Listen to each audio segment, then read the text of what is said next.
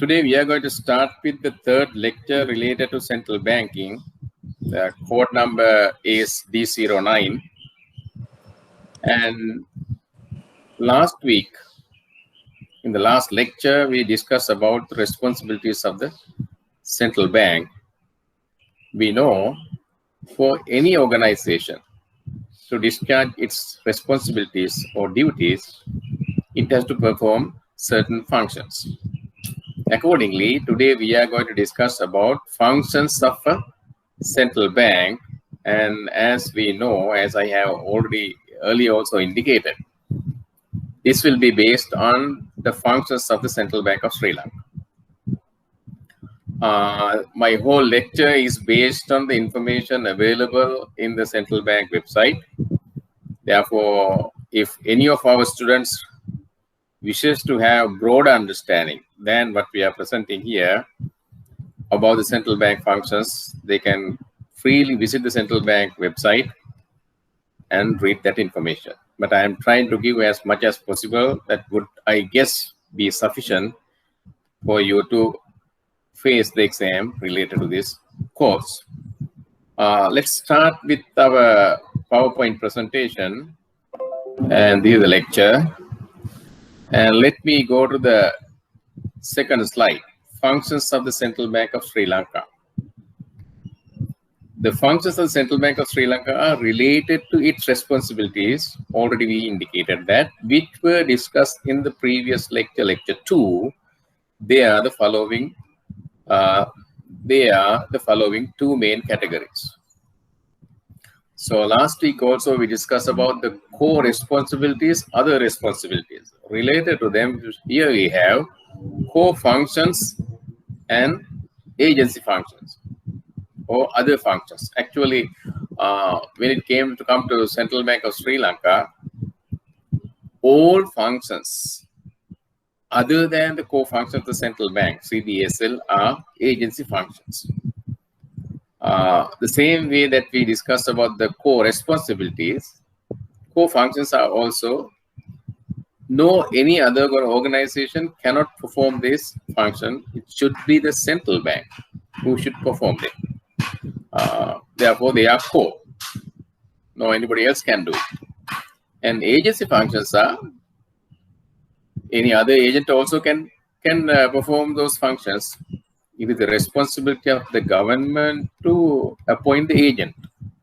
In case of Sri Lanka, when we talk about the agency functions of the Central Bank of Sri Lanka, all those functions have been vested with the central bank by the government. Okay, let's go to the details of those. Now, sometimes you may be asked by the examiner to distinguish between core functions and agency functions. Then you should be very clear about those distinctions. Core functions are the functions only the central bank has to do or can do. No any other organization can do them. Agency functions are the functions that can be performed by some other organization, but they have been vested with the Central Bank of Sri Lanka by the government. That is the distinction. And also, when we go discussing the details, sometimes you may ask to distinguish them and also give examples. So examples you can pick up from the discussion that is yet to come. Let's go to the core functions. What are they? First, we will read them out and first have a list of those items, and then we can go into details of each and every core function. First one, conduct of monetary policy. Second, conduct of exchange rate policy. Third, management of official international reserves. Fourth, oversight of the financial system. Fifth, licensing, regulation, supervising of banks and selected non-bank financial institutions. Sixth one, provision of settlement facilities and regulation of payment system. Seventh, issue and distribution of national currency. Eighth, composition, compilation, dissemination, and analysis of economic data and statistics. Ninth one, bank to the government and its agencies, provision of current account facilities to LBCs, that is LBCs, licensed banks, and non-commercial bank primary dealers for government securities. Those are the functions. Now let's go to the details of those functions and discuss those things, the four functions. And if we go to the fourth slide, I hope that you all have these set of slides. And also by now you must have, I hope that you must have read the text note related to this. Then if you had read the text note and also look at this slide presentation before watching this video, you will have a very clear understanding about all this, and it will be very easy for you to prepare for the exam and also score high marks in the exam. Okay. Then let's go to agency functions. They are also the same way that we identified the core functions. Let's look at the agency functions and then go to the details. What are the agency functions that the Central Bank of Sri Lanka performs? Central Bank of Sri Lanka, managing public debt. Management of public debt is one agency function. Foreign exchange management. Third one, management and custodian of the Employees Provident Fund, well-known EPF. Facilitating financial inclusion, that is a little bit of a new one we will discuss in detail. Financial intelligence services to prevent, detect, investigate, prosecute. Read very carefully. Financial intelligence services, what are the objectives? To prevent, detect, investigate, and prosecute. What are we going to do about money laundering and terrorist finance? This one also we will discuss in detail. Now let's go to the slide with core functions. The first one was, as we read in the last one, first one was conduct monetary policy. Let's look at the technical clarification about the conduct monetary policy. Monetary policy is the process. It's a process. It is not just one act. Process means a sequence of or series of different acts. That's a process. Process by which a central bank manages the supply and the cost of money in an economy, mainly with the view to achieve macroeconomic objective of price stability. So even though there are two lines for the sentence, it gives a very detailed sense. So it is the process. What is it trying to do? Manages supply and cost of money. So that is the process. I mean, the process is engaged in that, managing the supply and cost of money. Why? With the objective of achieving price stability. But the objective is also defined. Macroeconomic objective. It is not a micro one. It is an objective that relates to the entire economy. When you take the entire economy as a whole, so macroeconomic management is that. One objective of that broader management is maintaining price stability. To achieve that, central bank tries to manage the supply of money and also its cost of money. And the activity is not just one, it is a sequence of activities. Therefore, that's why we call it a process. So you should be able to understand, you should be able to clarify like this. It is a process trying to manage money supply and its price. Objective is very broad, macro, and if you define it, maintaining price stability. Okay, now let's go to the details of it. Conducting monetary policy is a process as it involves. See, already we have clarified, but there is no harm of repeating the same, so it will be more registered in your mind. So it involves many activities and many departments of the central bank. Then whatever central bank you take, it's the above sentence is applied to all. And here we are referring to the central bank. In this process of conducting the monetary policy, there are many departments involved in the process. And those departments also we will discuss in another lecture that's yet to come. And also it has multiple objectives, some of which are direct, while some are indirect, all leading to support sustainable growth. It has another broader sense. Then objective can be direct objective, and also there are certain things directly we can't say, but there are some other factors, but indirectly this one support for that as well. And also there also you can read, while some indirect, okay, there are direct ones as well as indirect ones, but when you take all are leading to support sustainable growth. You may remember at the very first lecture, we mentioned about prosperity. And also we mentioned that prosperity needs sustainable growth. And we said one main responsibility of the central bank is to support achieving sustainable growth. Now you can see, when you take all those the discussions we had in the past, you can see this is one way. Conducting monetary policy and maintaining price stability is one way that the Central Bank of Sri Lanka, like many other central banks in the world, can contribute to sustainable growth. Then it has prime objective. Third bullet. Prime objective is to maintain price stability, that we have already mentioned, but if you look at within brackets what we have, low and stable rate of inflation.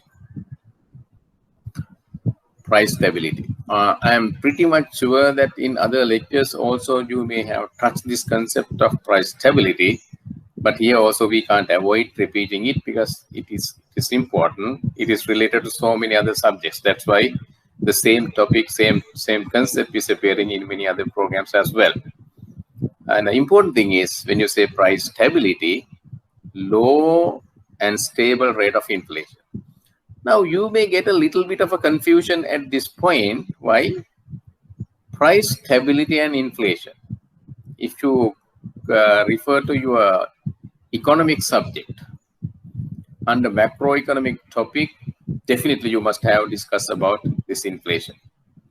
We know inflation is defined as continuous increase in the general price level for a given period, during a given period. So the price increases implies with inflation. If there is inflation, wherever there is inflation, there are price increases. Okay, if there are price increases on continuous basis, the technical term used to define that is inflation. But you look at price stability. If you take the word price stability by itself, it means the same price, prevailing the same price. If you take, now we know at macro level, we cannot take a given price.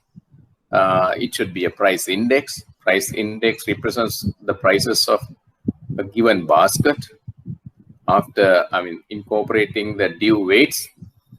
Then if you go by the word price stability, if there was a particular value, let's say 100 in 2019, and if 2020 also same value prevails, 100, that is price stability by the word itself, same price prevailing in both 2019 and 2020.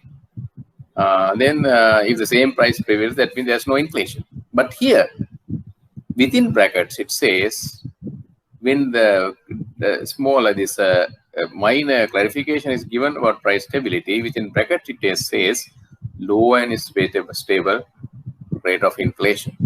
So there should be some inflation, even though price stability by the word itself says the same prices. For macroeconomic management perspectives, or monetary management perspectives, the price stability means the inflation there should be inflation. Inflation rate should be low, and also it should be stable. I would like to discuss a little bit about this because this is very, very important. Why should there be low inflation? Why should there be inflation in the first place?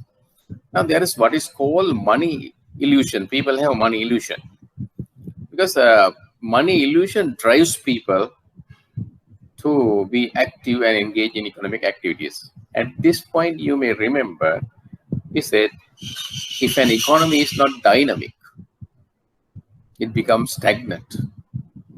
And if an economy is stagnant and not dynamic, it does not create new economic activities. If there are no economic activities, new economic activities, there is no generation of employment opportunities.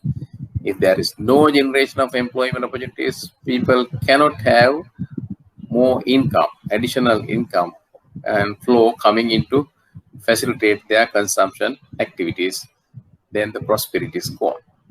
Therefore, we need a dynamic economy. And dynamic economy need to drive people. So some inflation drives people because people think when the prices are increasing, suppose that your salary is increasing, or if you are a producer, the price of your product is increasing, you feel that you are getting higher income life because now we are driven by nominal. Our feelings are driven by nominal variables. But if the prices of goods and services that we consume are also increasing, the real value of that may even go down. But we have the feeling, okay, my salary is going up. So if I work more, I can get more income. And if you take a producer, if the producer's prices are gradually rising, he feels, okay, I can earn more income if I produce more. So that is how it happens. Therefore, there should be some inflation. But it can't be very high inflation, low inflation. And also the other definition given is stable. Why stability is important there? As we discussed in the previous lectures also, we know people are not living at present or in the past. Here we living means their way of thinking and also analyzing things and taking decisions are all related to the future. And if we want to have a better life in the future, we have to have a higher net cash flow. We know that from our day-to-day activities, there's cash outflow we have to spend for certain many things, and also cash inflow from your employment for other assets. Maybe you are getting money in, for expenditure your money is going out. Then you have to have a higher net cash inflow. Then you can have a better, high quality basket of goods and services for you to feel, okay, I'm better off now compared to earlier. Therefore, we should be able to predict the future because it is not the present that we are dealing with. We are dealing with the future. All the reasons are based on that. For that purpose, if the inflation is going to be highly volatile, we cannot imagine how much we have to spend tomorrow, how much we will get tomorrow. You cannot. But if you know, if the inflation is low, let's say 2% or 5%, even 5%, let's say. Okay, if the inflation rate if the prices are increasing every year at a rate of 5%, we know on stable basis, inflation is 5%. Then when you prepare your cash flow for the next period maybe next year, after 1 year or whatever, for the future, maybe the next month even, and then you need additional 5% more cash, more purchasing power than last time to have the same basket of goods and services. So that then we understand clearly inflation should be there for people to be active because it drives. Rising prices drive people to be more active, but it can't be extremely high. It should be very low, and also it should be predictable. Then only people can use it. If you can feel, okay, even though the prices are rising, I can manage it. That makes people to be active. That's why price stability means maintaining low and stable rate of inflation. The other one about the private conduct monetary policy, direction of monetary policy is giving forward guidance to economic agents to plan their economic activities. Here also we see the same thing that we discussed in the previous bullet. Plan their economic activities. Planning means planning for the future. And also it says direction of the monetary policy is giving forward guidance. Forward guidance. Forward guidance. Okay, guidance means okay, directing, go this way, go that way.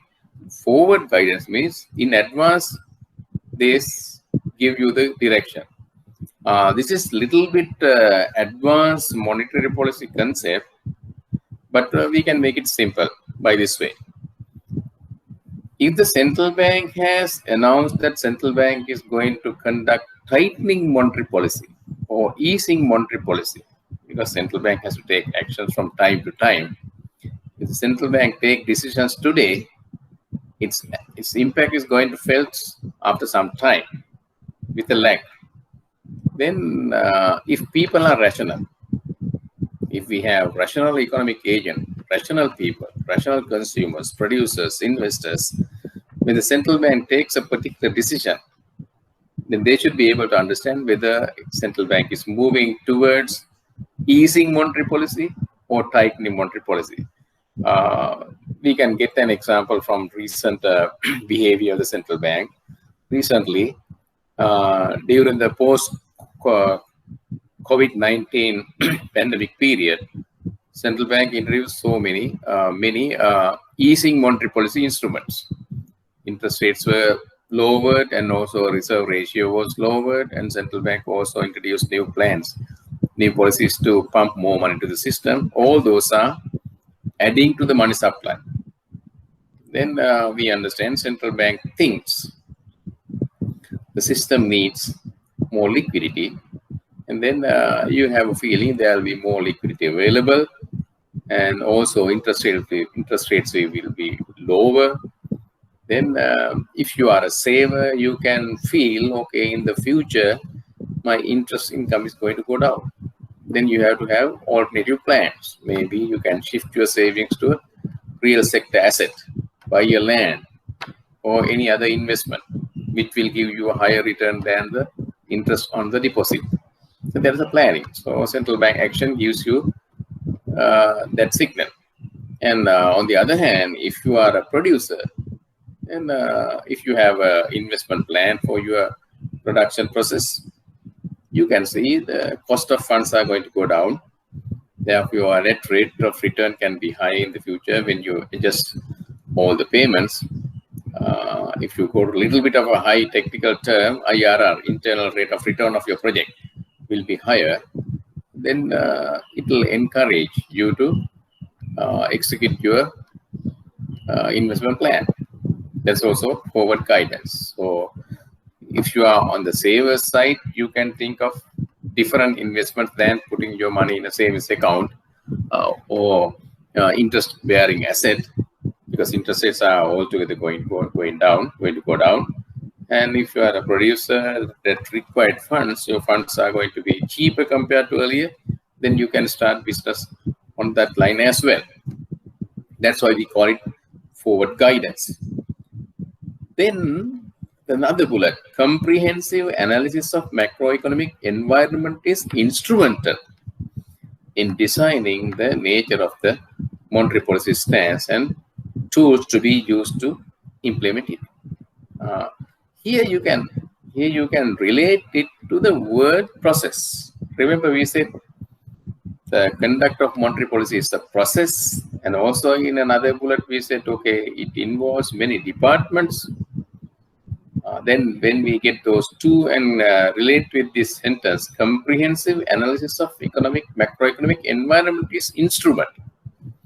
You can't simply introduce monetary policy and you can just go and say, okay, today we are going to cut the interest rates or lower the SR, and you can't do that. And also next day you can't say, okay, yesterday we did this, but today we are going to do this. No, that again is not possible. Why?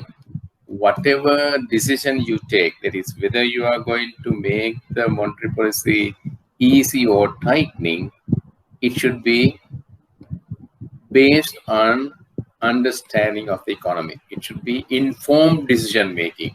Informed by what? Informed by a comprehensive macroeconomic analysis. Then that has to be conducted by many departments. In case of Central Bank of Sri Lanka, the Economic Research Department is the most important department in that regard to analyze the economy, collect the data, and also a statistics department. The main responsibility of the statistics department is to collect data, compile them, and process them and support the economic analysis. These two departments are engaged. There are many other departments. These are the key departments are engaged in collecting, analyzing, and preparing the macroeconomic environment studies, analysis to support the monetary policy. So after that, they can decide. After these reports are, and actually these reports are also important. You have to understand. It analyzes what has been happening up to today or at a particular point. Then what is happening now? That is, what has been happening up to now means the past. What is happening now in the current context, and what will happen in the future? There is a prediction. Then all those predictions are provided to the monetary policy authorities for them to decide, should the monetary policy be easing or tightening? So that has to be decided accordingly. Not only that, okay, if we are going to tighten the monetary policy, there are so many tools. And under financial services environment lecture and the certificate level, by now you may have already studied about the monetary policy tools. I'm not going to discuss them. Out of those tools, which one to pick up? And now you can imagine of a mechanic who is dealing with the vehicle. And we know the assistant is helping the mechanic. And because an engine has so many different nuts of different sizes, then for the mechanic to work with that, there should be proper key. So those are instruments. Then if you need a key of 10 size, there's no point having a key of 12 size. Like that, you have to decide. Central bank has to decide what instrument arm am I going to use. And if you take, if you simply visit to a operation theater, there are so many instruments there to cut.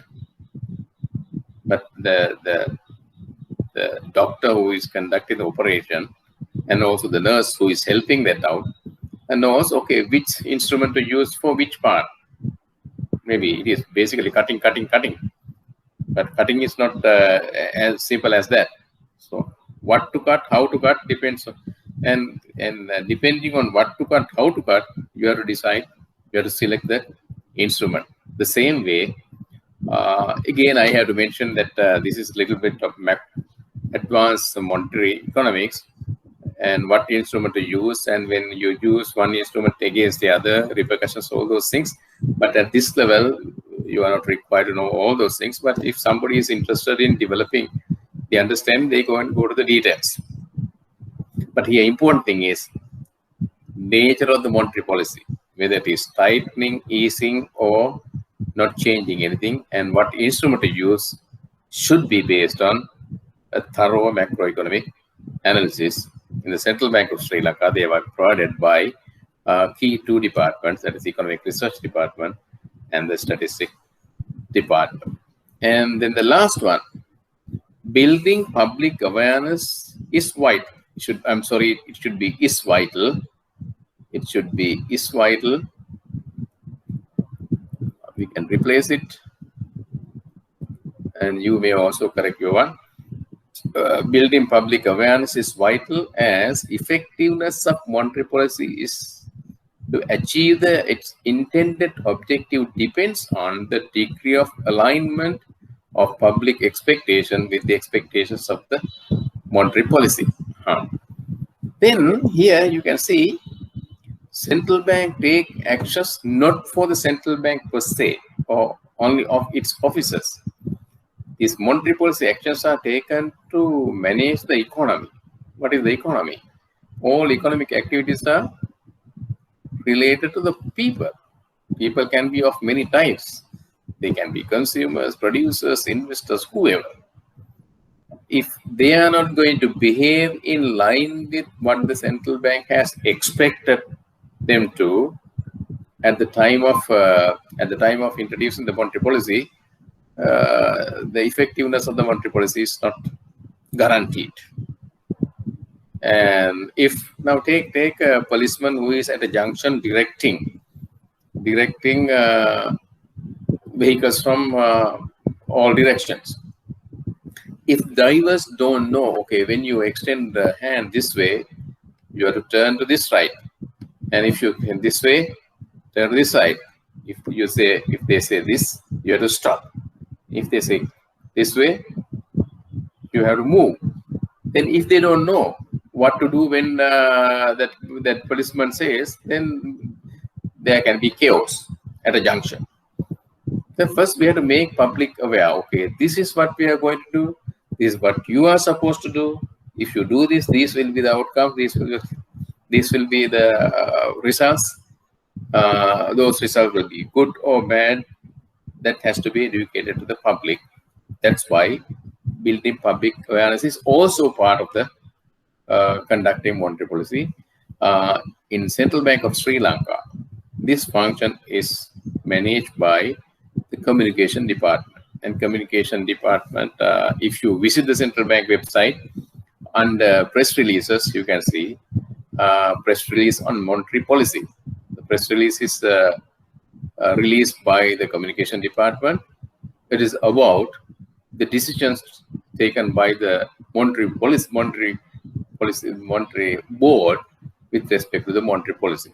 So that is nothing but making the public aware of the monetary policy decisions, which gives you the directions and also what tools are used there.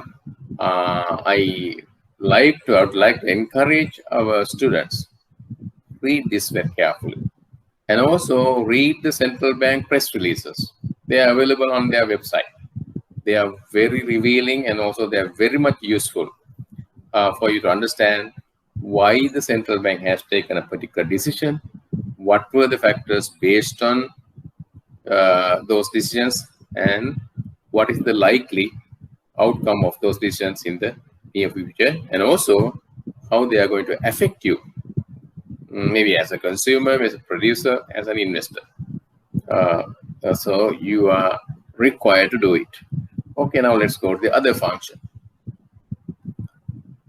Other function.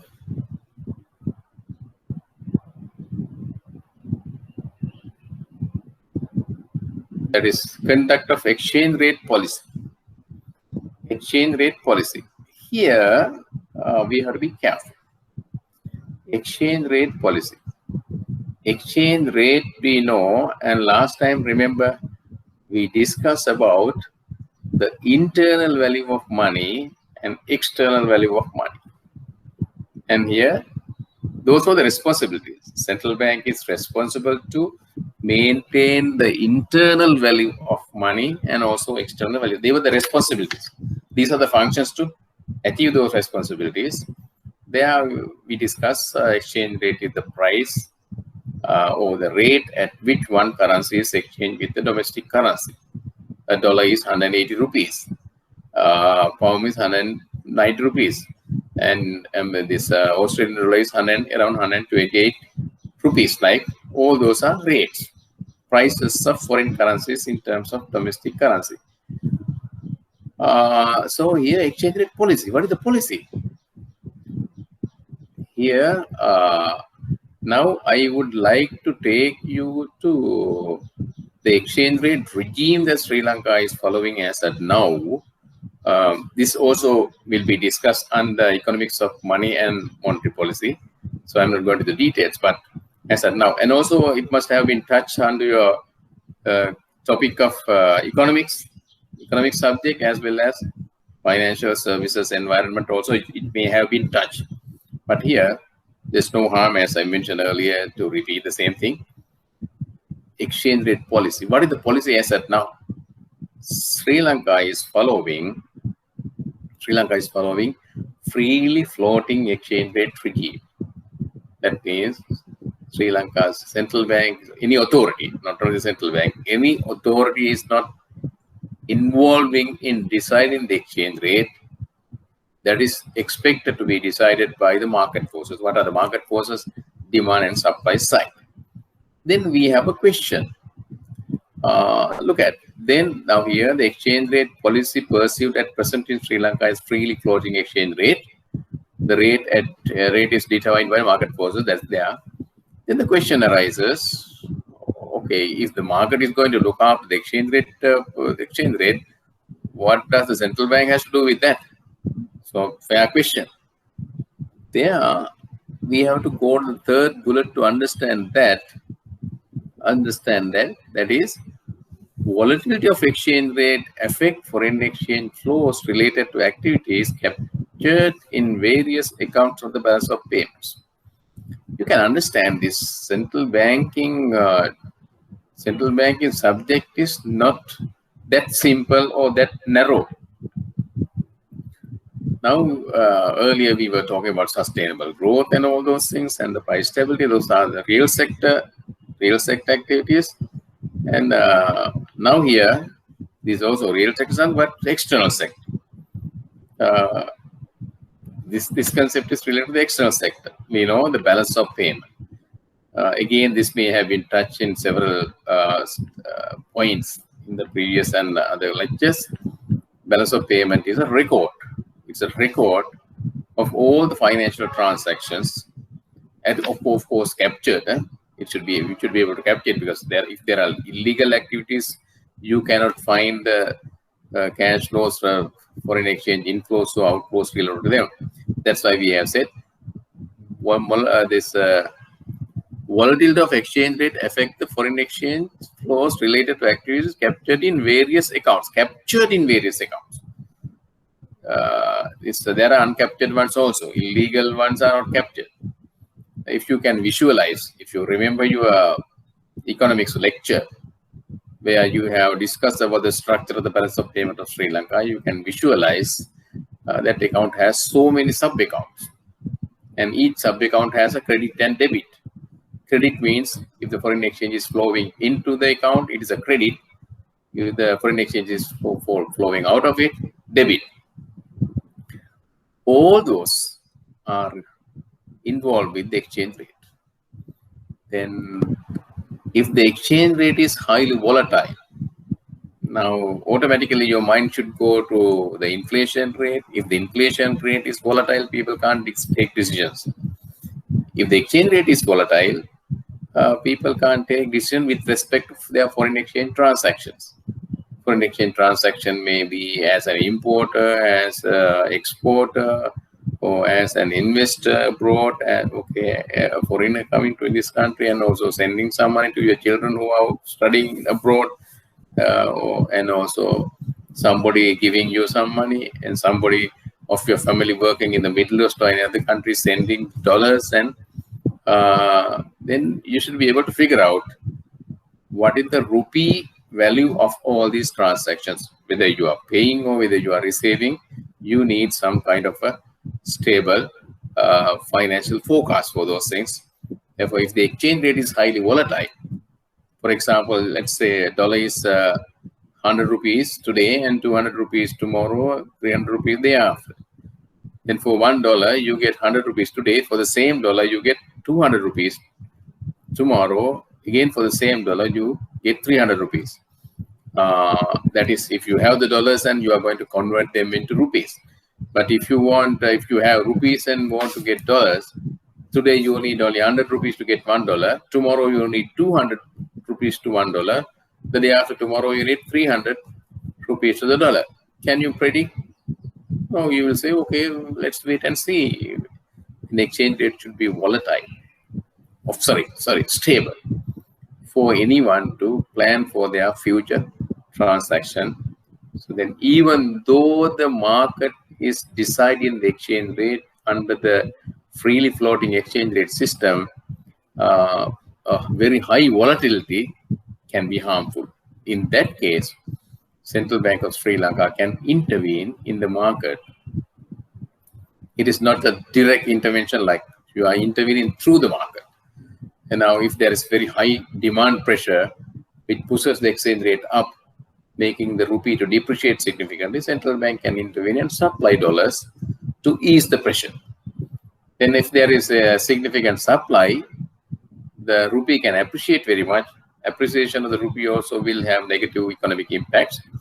Then Central Bank can intervene on the demand side. Here you can see the Central Bank role even in the freely floating exchange rate system is to intervene. What? Not to decide the rate, but to stabilize the rate. Can't be going extremely up, extremely down. If you can maintain it in a narrow range, it will be comfortable for the people who are engaged in foreign exchange transactions. That is highlighted there. Buying and selling foreign exchange to stabilize the exchange rate is not that simple. It says not that simple, as such actions have impact on balance sheet of the central bank. There's another dimension. By now, you may have studied about the central bank balance sheet under the survey of financial services. But here we'll discuss a little bit. If the central bank is going to sell dollars, what will happen? Dollars go out, rupees come in. So when rupees come in, central bank balance sheet is affected there. If the central bank purchases dollars, it is the other way around. Central bank gets dollars and money goes out. Again, that affects the central bank balance sheet. So it is not that simple of like buying something from the market. It also has other impacts. If the money supply increases, that will affect inflation. That is domestic value of the price, the domestic currency. Internal value of the domestic currency will be affected. So it has to be here. I have put this sentence to say that conducting the exchange rate policy is also not that simple. It has to look at all the implications when central bank either buying dollars and giving rupees or selling dollars and getting rupees back. Then accordingly, the exchange rate management is a complicated process which involves analyzing movement of financial flows through all sectors of the economy. This is very important for you to understand. Exchange rate policy, then here at this point, based on this slide, you should be able to understand what the foreign exchange rate policy is, what does it mean by that, what type of an exchange rate system is Sri Lanka following at present, what is the role central bank has there, and why central bank is doing, under what circumstances central bank can intervene in the market, and when central bank does it, what implication it has on other sectors of the economy, especially the monetary sector. Those things are important. Let's go to the other slide, which is about the third core responsibility of the central bank, management of official international reserves. International reserves. Let's read a little bit on what is there, then clarify. Official international reserves are the international assets. Let's please correct this one. Official international reserves should be the international assets available at the disposal of the central bank and the government, because they are the official ones. So because we know if you have dollars, those are foreign assets. If we have dollar denominated financial assets, they can be converted into dollars, and then we can have a command over goods and services sold in the international market, or funds available in the international market. We have command over them. So So that's why it is an asset. Then the level of official reserves is an indicator of international liquidity of the country to meet payment and settlement obligations. When a country is an open economy, when a country has an open economy, we know it has to engage in international transactions, and there should be payment and settlement of those things. If your pocket is big, if your pocket is rich, people can read you as a strong person in the market, because you can easily make the payment out. The same way, international, if a country has more international reserves, there is an indicator this country has more commanding power over international market with respect to goods, services, or any other assets. Therefore, it's a good indicator about the wealthy, external wealth of a country. It indicates how resilient the country is for unexpected liquidity requirement. Think of a poor person and a rich person. If someone in the family falls sick, it will be frightening for a poor family. Why? Getting the health services is expensive. It requires money. Then people can even panic. But if you are a wealthy person, if somebody falls sick, you don't have to worry about the financial resources. You can find the best medical health service to get the person cured. The same way, those are the shocks. A person can fall sick. The same way, economy also can experience certain unexpected liquidity requirement. Liquidity requirements, unexpected situations where the payment is required. Here, now we are talking about the international payments. Then the country should have international liquidity. To what extent the country can manage them, that is the how. That is the term resilient. It is an indicator of the degree of resilience an economy have when it comes to unexpected liquidity requirements. So, when you read up this one, you can feel how important it is to manage a healthy official reserves. Then the central bank intervenes in domestic foreign exchange market to stabilize the market using international reserves. It has, remember we said, if there is a demand pressure for the dollar, which will make the domestic currency, the rupee, to depreciate significantly, and central bank can intervene to stabilize the price. So intervention needs dollars. Then if the central bank has dollars only, it can give. So those dollars are in the international reserves.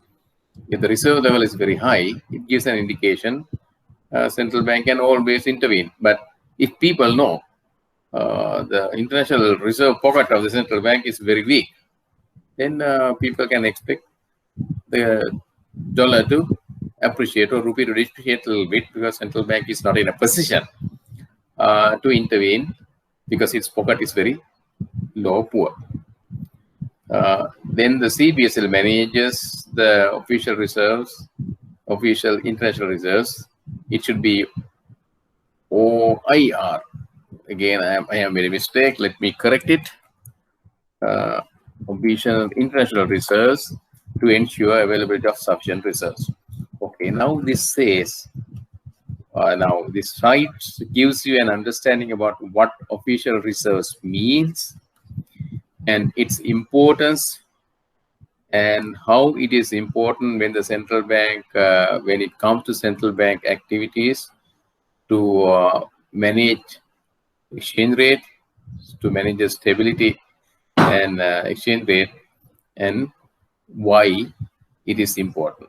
So all those things are, now I am actually discussing these things in line with possible questions anybody can design to test your understanding.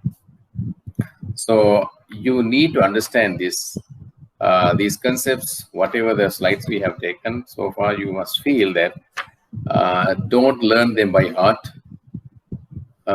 Just understand, and understand what it is, how it happens, why it is important, and how can we relate it to the central bank functions. All those things are Very important. If you really want to understand what the central bank is, its function and all those things, we cannot separate one topic aside like that. No, it's all combinations.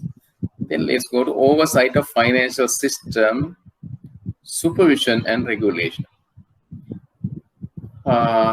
Already you know what financial system is, what's its role. So there is no need for us to waste our time on that. But anyway, for you to remember those things, those are there. Financial system consists of financial intermediaries and financial markets. I am pretty much sure that you have studied this under survey of financial system. Financial intermediaries use deposit liabilities to build assets through lending and earn interest. So that's what is called financial intermediation. Whatever deposits commercial banks or any other deposit taking institution take, they become their liabilities. Why? They have to pay it back with the due interest. After getting that money in the form of deposit liabilities, they can use them to lend out and earn some interest. That is their income. Interest paid on deposit is an expenditure. Income earned on loans is an income. So cash inflow, cash outflow, whatever is left is their profit. The same way that a household or any other business organization behaves, commercial banks are also required to maintain cash flow management so that they will have net cash flow building up over time. That's supportive to this one. Financial intermediaries, yeah. Third one, financial intermediaries are not managed prudently. See, if financial intermediaries are not managed prudently, depositors' money, again, depositors' money, here there should be an apostrophe, not just depositors' money, money of the depositors. Depositors' money could be at stake, leading to them losing the confidence they have. Now, take a finance company or a bank. And in Sri Lanka, we have a good history of banks coming under pressure and the stress. I know finance companies coming under stress. Stress means they are not comfortable with their cash flow management. If banks or finance companies or any other financial intermediary that uses others' money in their business, if they are not stable, people who have given their money in the form of deposits will feel uncomfortable. And then they simply abandon the banking system or the financial services system. Therefore, we need a stable financial system for people to engage in activities with them. And also remember, you may have studied in other subject areas, financial system is facilitating all economic activities. It can do it only if it can survive. It can survive only if people trust it. If they are not managed prudently, they lose the trust, financial system will collapse, and whatever the services the economy has been experiencing, enjoying with the financial system will be lost, and the economy will be stagnant, and the prosperity will have to be sacrificed. That's why all these are important. Because of this, hence the CBSL maintains close supervision on deposit-taking institutions, that is banks and licensed finance companies. In Sri Lanka, there are many deposit-taking institutions, but they have to license. They have to get the license. If somebody is taking deposit from other people, it is not a legal activity. That has to be that if somebody is engaged in illegal financial frauds or something, that is out of the scope of the central bank. But central bank, of course, can educate the law enforcement authorities. It's the law enforcement authorities who have to take actions against that. But central bank can always study the activities, practices of people, whether they are having deposit-taking activities with the license of the central bank or any other licensing authority, and whether they are managed properly. Now, in a later lecture, we will be discussing about legal provisions for the central bank to conduct all its function. All this will come under that. Then the focus of supervision has two scopes. The focus of supervision has two scopes: micro-prudential supervision and macro-prudential supervision. Micro means very narrow, very small.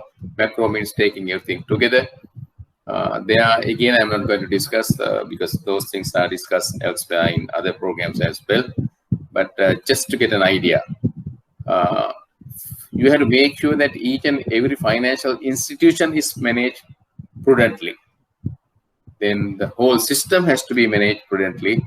That's why if there is one bank which is under stress, people are not going to lose faith only in that bank.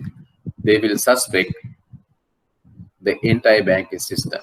So therefore, we have to ensure that each and every bank or finance company or specialized bank and their branches are managed properly, so that the public trust on the system will not lose. And also there can be inter-institutional relationships. So that we have a banking network and financial network. All these are linked. That is macro part of it. If that is not healthy, again, there can be collapses. That's why, okay, we call it micro-prudential, looking at individual institutions, and also macro-prudential, looking at the entire system. They should be managed. The central bank has to study and observe and analyze whether those things are happening. And also when it comes to this supervision, there are two different ways of doing it. The scope is micro and macro. How to do it? There are different ways of doing it: on-site and off-site. On-site means you visit and see. Off-site means you get the information from whatever the means, maybe telex, maybe email or telephone or whatever you collect information, analyze. On-site means go there and do it. Off-site means don't go there but get the information and do it. So there are two ways of doing it. We don't need details of those things at this point, but we should know. The final objective is to ensure financial system stability. So when you take this oversight of the financial system, supervision and regulation, the final objective is financial system stability. Now we can go back to a little bit of the discussion we had earlier of the responsibilities of the central bank. Remember, we said maintaining price stability and maintaining financial system stability. So to maintain the financial system stability, this is what the central bank does. Again, let me repeat, though it could be a little bit boring, but we have to understand. You have to understand all these concepts rationally and with very critical thinking, relating all those things: what, why, and for what objective like. Then provision of settlement facilities and regulation of payment system. So this is another dimension.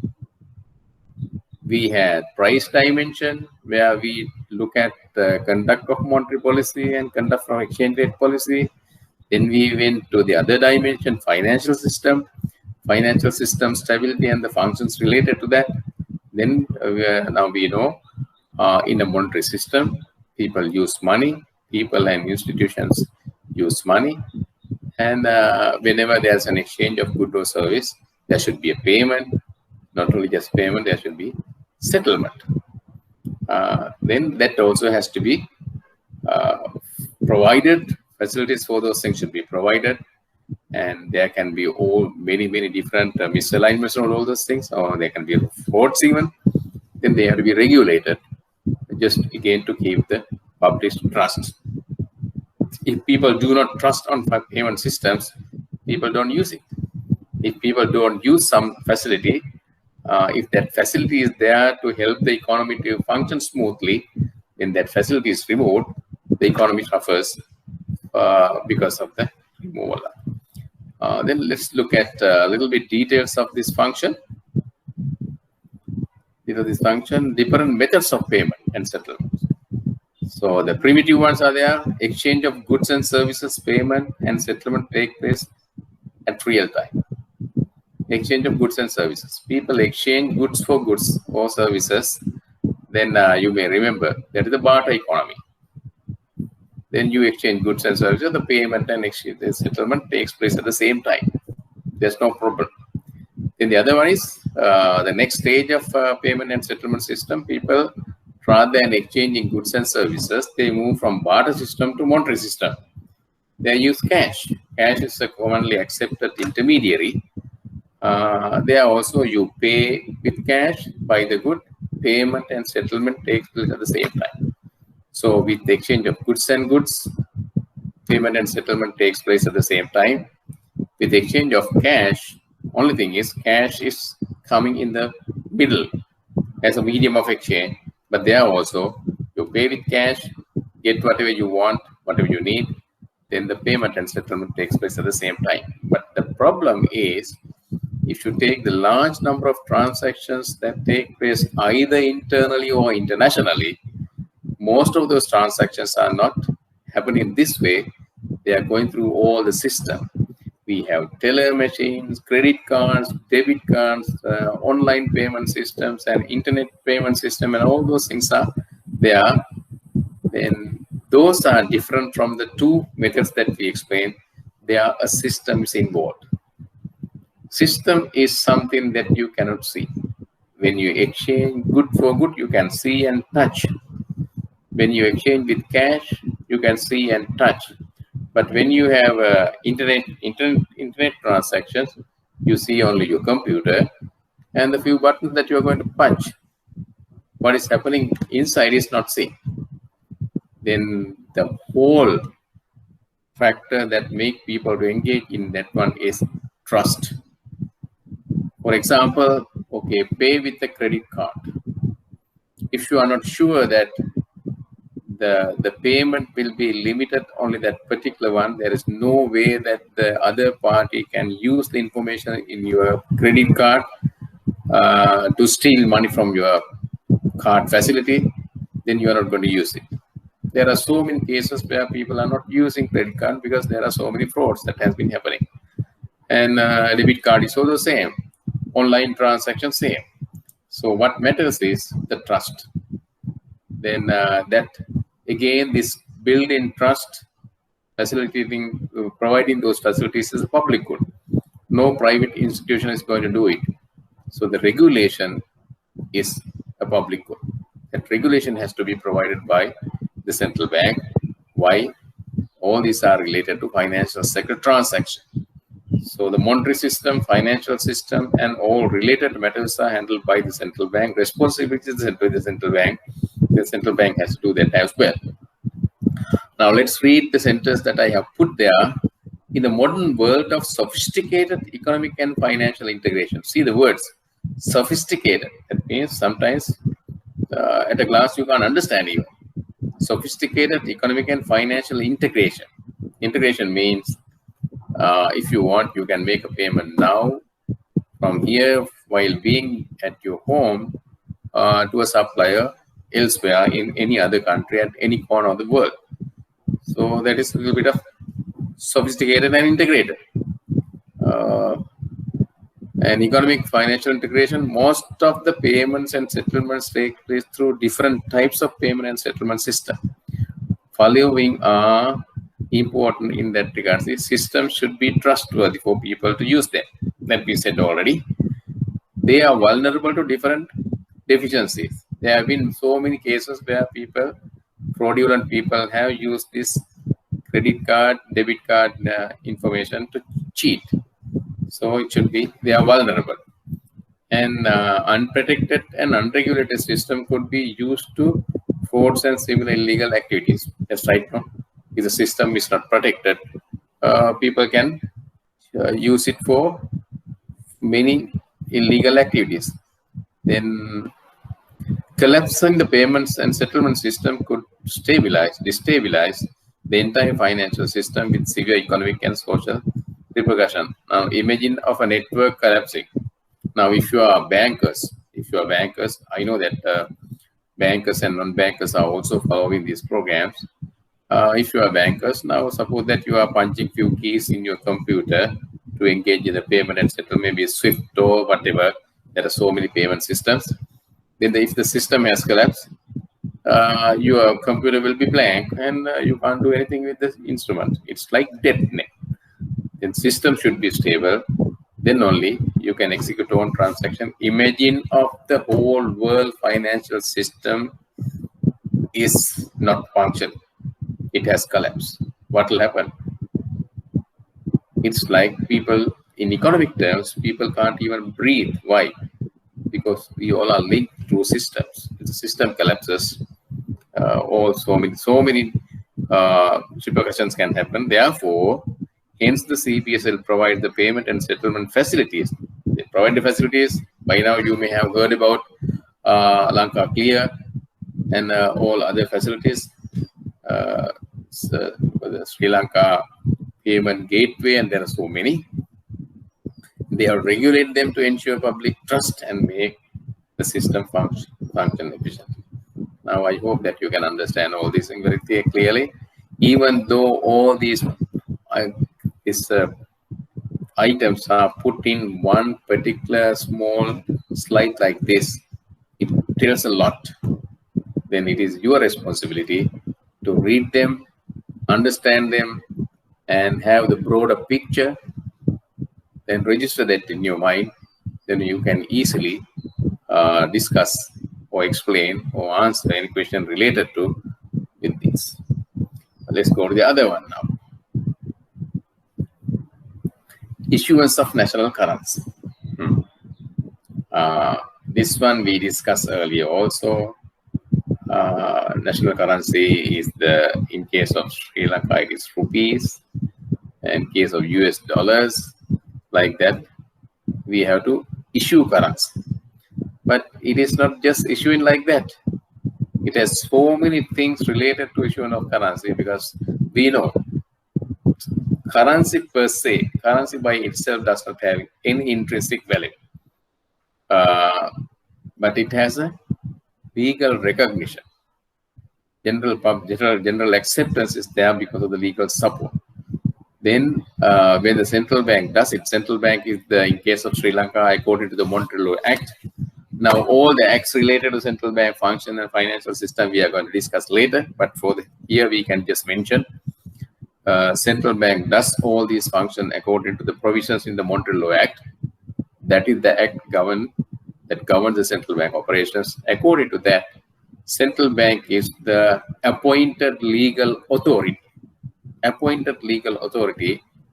to produce, distribute, and manage currency in Sri Lanka. Okay, if the issuance of national currency is about that, let's look at what are the factors under that. Estimate the currency requirements and ensure the availability of sufficient stocks to meet regular and contingent requirement. And I would like to remind you about one requirement that we discussed earlier, that is managing the money supply to maintain optimal level of money supply. So optimal level is some given level related to the overall economic activity. Then when you issue currency, you should know whether there's a requirement for that. Then if there is less liquidity in the market, you have to issue. If there is more liquidity, you have to absorb. Therefore, for that, you have to estimate. Exact number you can't get. Therefore, you have to estimate the currency requirements and ensure the availability of sufficient stocks to meet regular and contingent requirements. There are contingent requirements as well. Now, good example recent times is the COVID-19 pandemic, where the system got stuck and central bank was very active. Central bank was very active. Let me repeat, very active, providing required liquidity to the system. So that is not a regular situation. That is a contingent requirement. Therefore, to meet regular, central bank has to ensure availability of sufficient stock. Sufficient for what? Sufficient to meet the requirements under both regular and contingent situations. Then second one, arrange with currency note printers and coin mints. there are registered international printers, because printing a currency note is not like printing a newspaper. You can just print the newspaper, that's it. But currency notes, we remember, we said secure cash under central bank responsibilities. In the previous lecture, we discussed central bank has to ensure secure cash in circulation. Secure means Araksha Sahita. Then that has to be printed on with all security arrangements. So then those security printing features are available with international organizations who have through continuous research developed security measures, security features which cannot be replicated easily, so that you can make sure there are no counterfeiting. So that to ensure that, arrange with currency note printers and coin mints to place orders with required security features. So you have to arrange with that. That is also coming under issuance of national currency. Issue currency and coins to banks on request following the due procedure. There are procedures to follow. Those are self-explanatory, so I'm not going to discuss those things in detail. Accept currency notes, currency from banks as per established procedures. If you have a chance to visit the currency department of the central bank, continuously there are notes and coins coming in, going out from the banking system, because when they are circulated. Now, I would like to use an analogy here. No, imagine the heart. At your ordinary level exam, you have studied under heart, under body health. You may have studied that. Heart has two sides. Heart is receiving blood that has been circulated in the body, and also the other part process it through the lungs and all those things in the exhale system. Again, redistribute them to then the contaminated blood, pure blood. So it's a continuous process. Blood is coming into the heart and it's being processed, again re-injected to the system. It goes like that. So the currency department of the central bank is also like that. It is getting used currency, and also it is getting new currency from the print. And if it is getting used currency, they are processed to identify, okay, these are bad, these are good, and this has to be destroyed, and this can be recirculated like that. It's a process. Then for that, continuously central bank has to accept deposit that are of currency that are coming in and process them and on request issue. Then process used currency notes to separate, already mentioned. Serviceable means you can issue again. Unserviceable means you cannot issue. Central bank separate life. Currency department central bank does it. Then remove unserviceable currency notes from circulation and destroy. You have to get the unserviceable ones, means the ones that are not suitable for use. You're not going to keep them. You have to destroy them. Then conduct awareness programs to currency handlers and the general public on security features to distinguish between genuine and counterfeit and legal aspect associated with those things. Remember, we said one responsibility of the central bank is to make sure that secure currency is circulated, and currency notes especially have security features. If people don't know how to identify a currency note using the security features, again, easily people can cheat with them with counterfeit notes. Therefore, central bank conduct public awareness programs for people to understand what to look at in a currency note to identify whether it is a genuine one or counterfeit. And also, cash officers of banks and other financial institutions continuously handling cash. Sometimes they are also subject to some vulnerabilities, because if somebody put a counterfeit note, and then it is the responsibility of the currency officers also to be extremely vigilant on the possibility of counterfeits coming in through those deposits and being used. Then cooperate with law enforcement authorities to mitigate counterfeit efforts. Then the currency department also has to have a system in place to to have a continuous dialogue with the law enforcement authorities to ensure that whoever tries to counterfeit will be dealt with according to the law.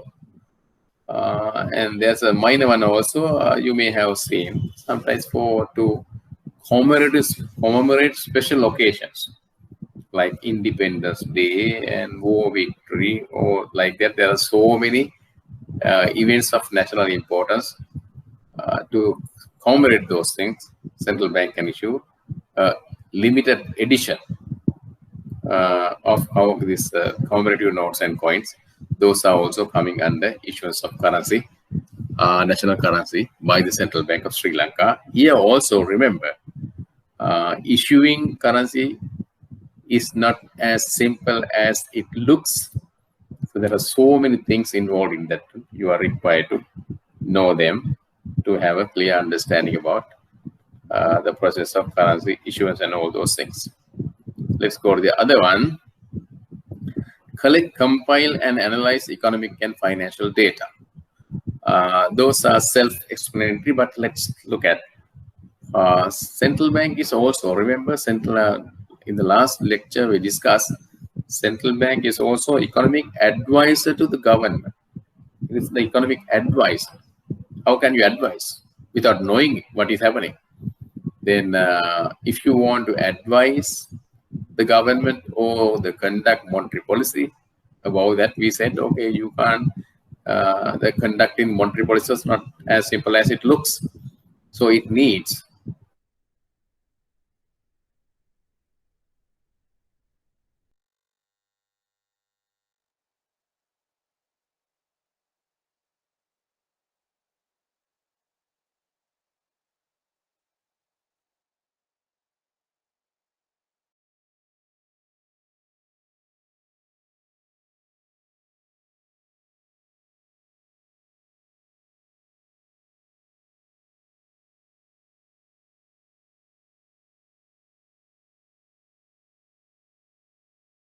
particular format or formats, and then conduct the analysis, and that data can be related to economy. If you take the growth rate is economic activities, interest rate is financial sector ones, like that. That data could be related to the overall economy and also particular sector. That particular sector can be purely economic part or financial part, monetary part, whatever. There are so many things you can easily understand at this level. Then let's read it. It is self-explanatory. There's no need for us to explain that much. CBSL is the economic advisor and policymaker to support macroeconomic stability, foster sustainable growth.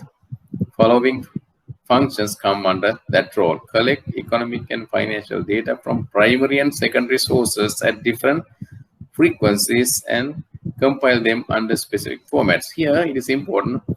Primary data means you collect them by yourself. Secondary means you use that information collected by somebody else. Now, for example, if the central bank uses the growth numbers or the inflation numbers or the unemployment or employment numbers, they are secondary. Why? The data for the economy is collected by the Census Department of Census and Statistics. Data on prices and wages are also collected by them. Data on employment, unemployment, labor force, they are by them. So if the central bank needs that information for its economic analysis, central bank has to get from those people who have collected them. So that becomes secondary data source for the central bank. But if the central bank collects directly from, let's say, for the banking sector, so central bank has a system of collecting liquidity data from banks and other institutions daily basis. Exchange rate daily, interest rates daily. So central bank is the primary source. But for data like growth, unemployment, inflation, those things, they are secondary sources. So central bank has to collect data from both sources. then publish them. Publish economic and financial data and analytical reports. Now, if you visit the central bank website, there are so many different publications of different types. All those are based on the data central bank has collected from both the primary sources and secondary sources, and also they have analyzed them after compiling them into a particular order. Then all the objective is to educate the public and related institutions, agencies about what is happening in the economy. So it is a responsible central bank. Make projections at different economic dimensions to analyze. Okay, now we said central bank monetary policy is forward guidance. It focuses about the future. And if something is about the future, you don't have the actual numbers. In that case, for different variables, central bank has to make projections. That is coming under one central bank responsibility, provide economic advice to the government. It's clear. And also in an integrated financial world, every nation has to deal with international agencies like IMF, World Bank. Central bank also has the responsibility of providing required information and also sharing that information with them and explaining them how the economy is performing and all those things. Is again central bank responsibility. Read them. Then this is simple, and although you may have discussed about these things, here also there seems to be a little bit of mistake. Operations. Act as a banker to the following institutions. Government to facilitate financial transactions related to fiscal operations. So central bank is a banker to the bank, a banker to the government, and also a banker to the banks also, because it facilitates interpayment, payment and settlements. When the banks engage in different transactions, there are bank-to-bank transactions. And therefore, it has to be facilitated by that. And there should be a central point. Central bank is a central point for that to make all the adjustments through transactions of all commercial banks. Therefore, it's a banker to the bank. And also, there are primary dealers who are dealing with the government borrowing instruments, that is treasury bills and treasury bonds. So those are the primary dealers. And to facilitate them, also central bank has to provide some banking services for them. So those are clear. Now let's go to the other part now. Now we are going to shift from up to now we discussed about core functions of the central bank. That is the function that any other organization cannot. But now here we are going to shift to the agency functions of the central bank. Management of the public debt. We know public debt is generated when the government has more expenses than revenue. When that is indicated by the government budget deficit. When there's a deficit, then government has to borrow. Government of Sri Lanka has appointed central bank as the agent for that purpose. That is why it becomes the agency function. If the government thinks any other organization can do it better than central bank is doing, there are certain provisions to follow. Central bank can appoint another organization, body, or establish a new one to handle it. But as at now, Central Bank of Sri Lanka is handling that. Let's read what I have put. That will again give you a sense of what it is. Following are the functions the central CBSL performs as the fiscal agent. Remember, fiscal agent to the government of Sri Lanka. Analyze the government borrowing requirement as per the request from the government treasury in terms of volume and time dimensions. So it has to analyze, because the public debt department of the central bank cannot simply borrow. It has to be in line with the government borrowing program, which is handled by the government treasury. So they have to analyze and how much is required for 3 months period, 6 months period, 1 year period. Likewise, the selected instruments also change. How much for what period? That's the requirement and in terms of volume and time dimension, how much for what period. Then whether to borrow, because now we know there are borrowing. Again, I must mention that those topics you must have touched on the economics as well as survey of financial services, financial environment. Therefore, I am not going to the details. But here, when it comes to how much for what period, they also have to decide what instrument to use. There are treasury bills which are for a shorter period, like 3 months, 6 months, 1 year, less than 12 months anyway. And whether you are going to borrow for a longer period, in which case T-bonds, treasury bonds. So then they have to decide whether to raise funds using treasury bills or treasury bonds. Then it is collection of funds is not as simple. It looks like they have to conduct auctions, because treasury bills and bonds are auction. So the agents or the institutions who has funds can invest in them through the auction, conduct, then select the successful bids. So once you call for bids, those are secret bids, then you have to select which one are suitable, which one are not like. Then after that, you have to collect funds from them. Then they have to disperse to the relevant authorities and the treasury. And then up to this, it is raising funds. But these funds have to be repaid back. Maybe there are funds borrowed earlier and they are falling, repayment can be falling on every day like. Then on the due date, again, the public debt department of the central bank is responsible to pay due principal and the interest.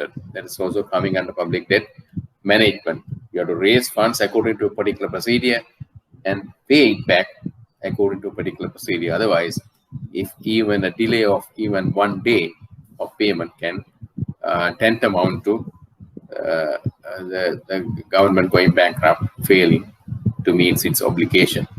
That can be defined as, explained by some people as, okay, the government is bankrupt because it has failed to honor the debt repayment obligations.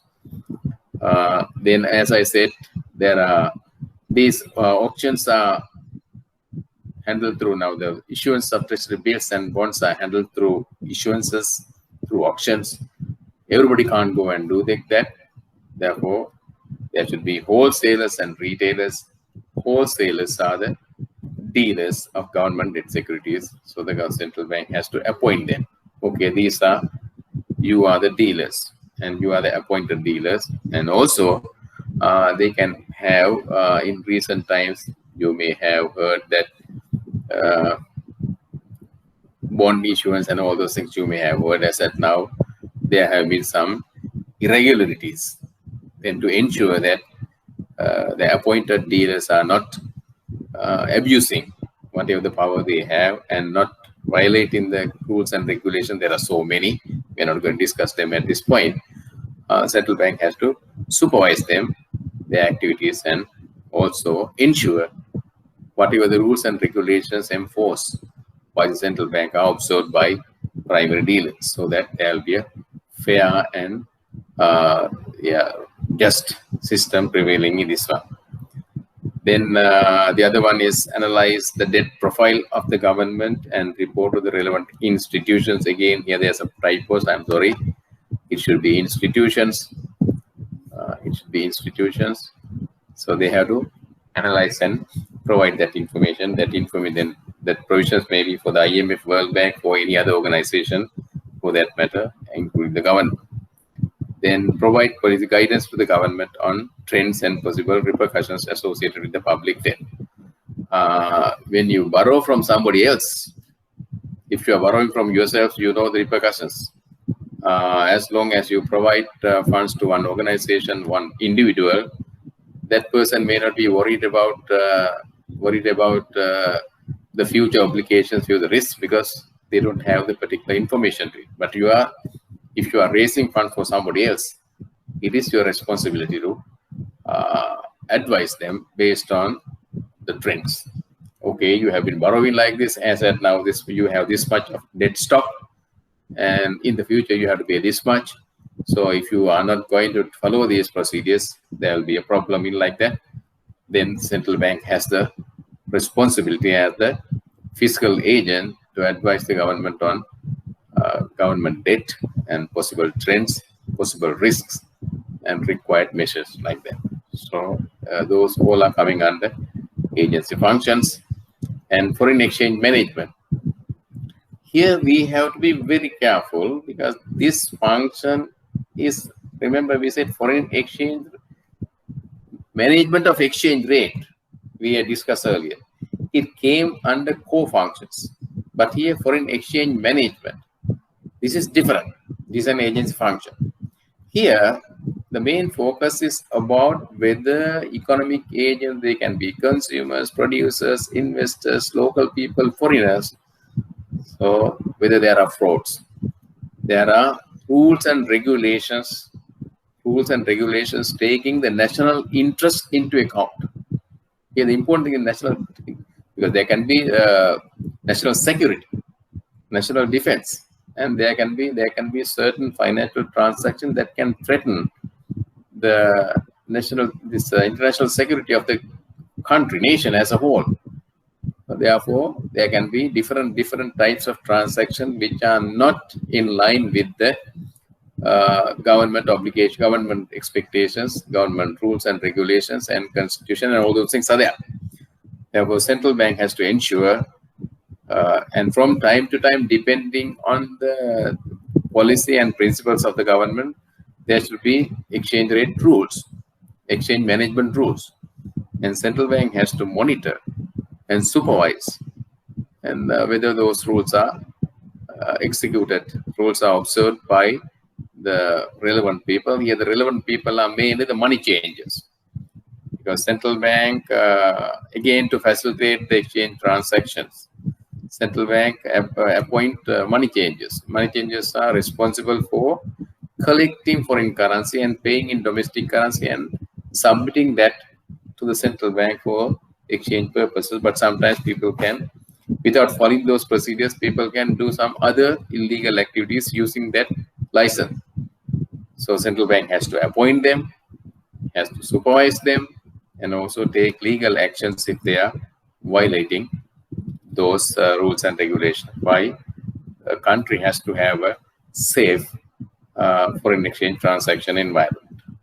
It is, as I mentioned earlier, this is different from core function of managing the exchange rate. This is managing foreign exchange, the quantity, and whether people follow due regulations, rules and regulations in dealing with foreign exchange. That is the responsibility. Then the other one is management and custodian of employees' provident fund. Custodian means Aithikarya. Sorry, Bharakarya.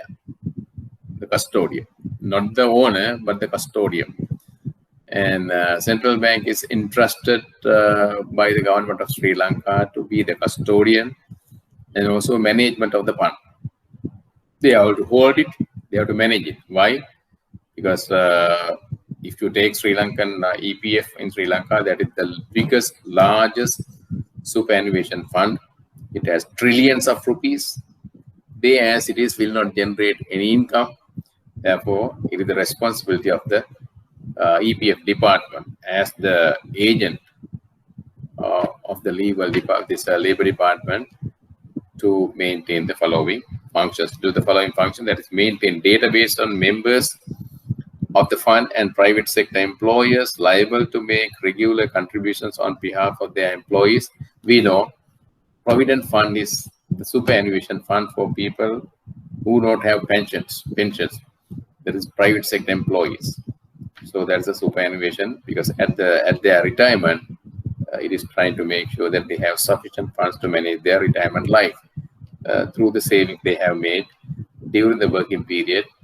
And part of that is coming, part of the contribution is coming from the employer, and the other part is employee.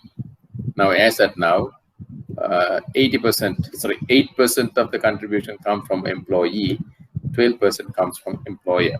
Finally, the fund is released to the employee at his or her retirement. So then that fund has to be held safely, that's the custodian part of it, and you have to make sure it does not lie idle, that has to be invested. So these are the procedures. Maintain database, and you have to have a database, of course. Collect contribution at stipulated frequencies, because the Labor Department has indicated, okay, you have to collect funds either quarterly or half annually. So according to that frequency, central bank has to collect. Like EPF department of central bank has to collect it, and superintendent of EPF, the relevant authority for that, appointed by the central bank. Then invest the fund to earn maximum benefit at acceptable degree of risk. So that has to be invested. You can't invest elsewhere, because you have to make sure, because you are not the central bank, EPF department is not the owner of funds. Owners are employees, members of the fund, that is private sector employees. It is their fund. They are the owners. So you have to make sure that you get the maximum benefit, but you cannot put their hard-earned money at risk. Therefore, it should be at an acceptable degree of risk. You can't invest them in junk bonds. Junk bonds are the bonds that are offering very high interest rates, but they are very risky. And when you go to financial market, there are so many different types of assets and promising different rates, but you can't go to those things without looking at what is the acceptable degree of risk. So, if you remember your economics class again, there are captive sources. For the government to borrow, EPF is one captive source. So when you lend to the government or invest in government treasury bills and bonds, they are risk-free, because as long as the government is there, government cannot go bankrupt. Of course, there are certain situations where there are sovereign debt crisis. Even the government can fail to meet their obligations, but under normal circumstances, government treasury bills and bonds are considered as secure instruments. So EPF can invest in those instruments and release the due portion of the fund to each qualified member. Because now, once a person reached the retirement age, they can submit the application to the Labor Department. Labor Department analyzes the situation and give instructions to the central bank. Then, as per the instructions of the central bank, instructions of the Labor Department, Labor Secretariat, of course, central bank has to release funds to the respective member, to the given account or whatever. Then, when you are maintaining a fund, of course, you need information to analyze and see the possible changes, what is happening and future trends. That has to be analyzed. Again, based on all these things, the EPF department directly and the central bank as a whole has to provide guidance as to how to manage the employee provident fund. Because they are the people who know what has been happening, what is happening, what is likely to happen. If those likely to happen things are not comfortable, then central bank has the responsibility of providing guidance to the relevant authorities about how to handle the fund. Then the other one is facilitating financial inclusion, that we discussed last time also under lecture 2. We said facilitating financial inclusion means getting as many people as possible to the formal financial system. Now, take for example, the COVID-19 pandemic situation environment, where there were so many different problems that the authorities faced, and some of the people and the government through some of the people faced in dispersing whatever the government decided to give as a relief to those people. And if Sri Lanka had a system where all people have an account in the formal financial system, you have any hassle of dispersing that money. You can simply credit that account. The person at the other end, beneficiary, of course, beneficiary at the other end can collect the fund. There is no administrative hassle, and nobody can blame, or this was based on the political biasness or the biasness of the administrative authorities in the field. There is no hassle at all. And because we did not have financial inclusion, there were problems. And also when it comes to disbursement of loan facilities, refinance facilities, all those things are easy. And also mobilizing resources. Sometimes in the rural area, there can be many mudalaris who are having a lot of money with them. And simply because they are not aware of the facilities and also not comfortable with the facilities, they may be holding money idle. But if that money can be channeled to the formal financial system, that can be made available to other sectors to use it. So the financial mobilization take place comfortably. So that needs financial inclusion is that needs building understanding, building facilities. So all those are coming under the financial facilitating financial inclusion. The central bank has a responsibility. Why? Central bank is the monetary authority. Central bank is the authority related to the financial sector performance and its healthy management. And the financial system and monetary system facilitate the economic activities. If there's a section in the society that is not part of the system, central bank has indirect responsibility, not a direct one, indirect responsibility of educating those segments to make it more efficient. Then let's go to the last one. Then financial intelligence services to prevent, detect, investigate, and protect, prosecute money laundering and terrorist finance. This is a new trend. I think we discussed this also in the previous lecture. This is a new trend that is happening. A lot of illegal activities are going through, and there are smuggling, arms smuggling, people smuggling, illegal activities, all those, and also using the funds generated from that fund to topple the government in the world illegally, not democratic way. And also there can be wars. Wars can be supported by the money generated from those illegal activities, drug trafficking, people trafficking, and money laundering, and all those things. Okay, then if that activities, it's kind of black economy actually, internationally. Within the country also there can be black economy. So when the black economy is big, it is very difficult to manage the economic activities. Internationally also, if the black part of the financial transactions are bigger, then authorities cannot figure out what is going on and what is likely to happen, and the required policies for those things are difficult. Therefore, central bank again has an agency function. For one, let's look at money laundering and terrorist financing have become a great threat to the global economic and financial systems. Hence, there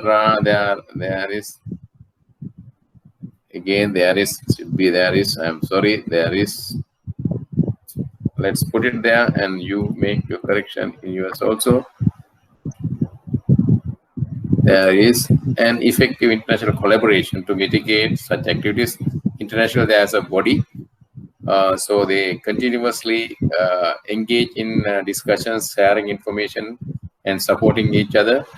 Those things are. And CBSL performs the following functions in that regard: design and implement the regulation to prevent such activities. So there are a lot of activities. Now, the financial intelligence units, FIU, they call it Financial Intelligence Units of the Central Bank of Sri Lanka, is continuously engaged in law enforcement authorities and CID and other law enforcement authorities to share information and also collaborate to prevent those things happening.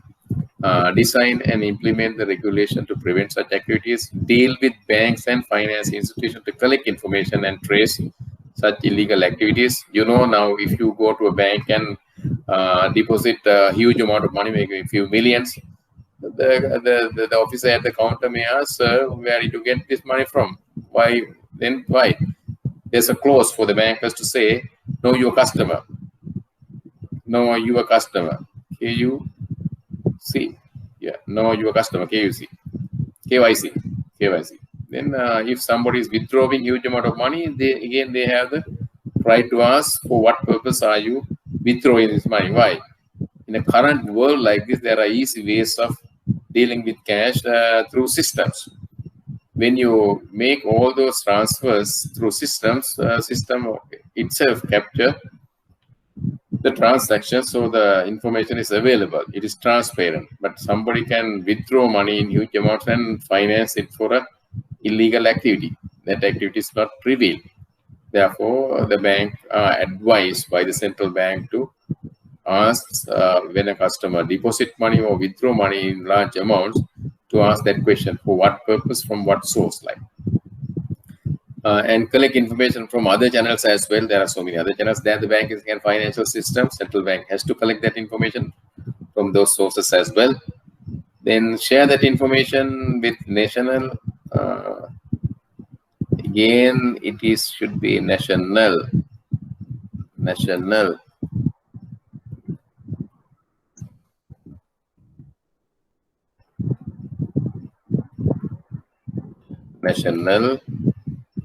and international agencies, facilitate the local legal authorities and law enforcement agencies by providing information to execute legal actions. Okay, those are the things. That is also self-explanatory. Now, I hope that you have got a very clear understanding. Now you have got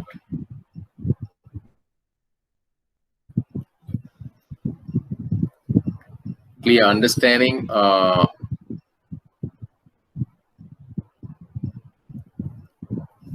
Now I hope that you have got very clear understanding about the functions of the central bank, and also remember that all those functions are related to the responsibilities of the central bank that we discussed last time. And functions are of different types, core functions and agency functions. The distinction between the two also you understand. And when it comes to core, we discuss about each and every function with very details, and also we justify, and also we got it very clear what it is, how it happens, and how it is conducted, or whatever, and why, and what is its importance. And we had a very comprehensive collection of that discussion here. So you are required to understand this, and also every lecture cannot stand by itself. That has to be related to the discussion that we had in the past. So by this time, you should have read the text notes for week 1, week 2, and week 3, and also the PowerPoint presentations for lecture 1, lecture 2, and lecture 3. And then when you follow these videos related to this one, you will have a clear understanding about the material that we discussed up to now. Then we are going to, in the next lecture, we are going to discuss about the operational structure, because central bank is performing all these things. We are going to discuss about the operational structure of the central bank. After that, we will discuss what is the legal framework. What is the legal framework within which central bank functions. After that, there will be specific topics that we have to be familiar with details. We will go like that. Okay, then thank you very much. I hope this lecture was clear, and also I request, don't depend now. If you are really interested in knowing more about central banking, don't depend only on these lectures. Look at the central bank website, and also websites of other central banks also. Then you can get a very clear idea, understanding. Because it is important why, whether you are a bank employee, whether you are a citizen of this country, we always are dealing with money. So central bank is behind money. What will happen to the value of that money, either internally or externally, depends on the policies taken by the central bank or not taken by the central bank. Sometimes there can be situations central bank is supposed to take decisions. Sometimes there can be delays. then what will happen to you? What will happen to the banking system? What will happen to other financial institutions or other business enterprises? Those things are important. Those are related to our day-to-day activities. Therefore, rather than focusing only on the exam, and try to get more information and start feeling.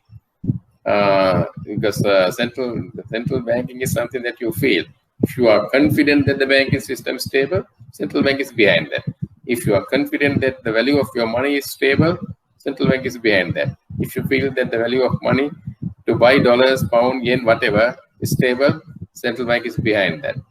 So all those things are matter. All things are important for your life as well as for your profession. Therefore, if you understand this thing even at this level, you can have you can be happy at the examination to answer them. And again, let me repeat. Again, let me repeat. Repeat and repeat. Don't learn this stuff by heart.